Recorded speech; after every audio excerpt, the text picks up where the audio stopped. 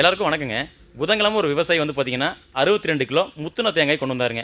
அந்த 62 kilo batch தான் வந்து பார்த்தீங்கன்னா இப்போ தோண்டியிருக்குங்க.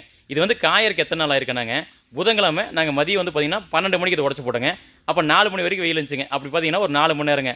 அதே மாதிரி நைட் நேரத்தில் வெயில் இருக்காது. அதுக்கப்புறம் வந்து பார்த்தீங்கன்னா வியாழக்கிழமை வந்து பார்த்தீங்கன்னா காலையில் ஒரு 7 மணிலேருந்து சாயந்தரம் வந்து பார்த்தீங்கன்னா ஒரு 5 மணி வரைக்கும் கணக்கு போட்டால் ஒரு 10 மணி நேரங்க. வெள்ளிக்கிழமை இன்னைக்குங்க ஒரு 10 மணி நேரங்க. மொத்தமாக வெயிலில் இந்த தேங்காய் காஞ்சது வந்து பார்த்தீங்கன்னா 24 மணி நேரம் காஞ்சிருக்குங்க. அதாவது முதிர்ந்த காயாக இருக்கனால 24 மணி நேரம் காஞ்சிருக்குங்க. 24 மணி நேரத்தில் தேங்காய் வந்து பார்த்தீங்கன்னா முதிர்ந்த தேங்காய் கொப்பரையாக மாறிச்சுங்க.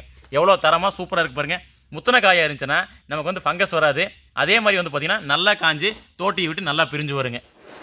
அதனால் முத்தனை காய் வந்து கொப்பரை உற்பத்திக்கு சூப்பராக இருக்கும். அதே மாதிரி 24 மணி நேரத்தில் கரெக்டாக வெயில் அடித்தா சூப்பராக காஞ்சி தோண்டிடலாங்க. இது நாளைக்கு காஞ்சிச்சுன்னா நாளானிக்கு எண்ணெய் ஆட்டலாங்க. இதுதான் வந்து தேங்காய் உடச்சி போட்டு கொப்பரை காயறக்கான நேரங்க. 24 மணி நேரத்தில் கொப்பரை தோண்டிட்டோம். இன்னொரு 10 மணி நேரம் காஞ்சா போதுங்க. மொத்தமாக வந்து பார்த்தீங்கன்னா 34 மணி நேரம் காஞ்சினா ஆட்டலாங்க. இது வந்து நாங்கள் சொல்கிறது வெயில் இல்லைங்க, நைட் நேரம் வந்து கணக்கு இல்லைங்க. நன்றிங்க.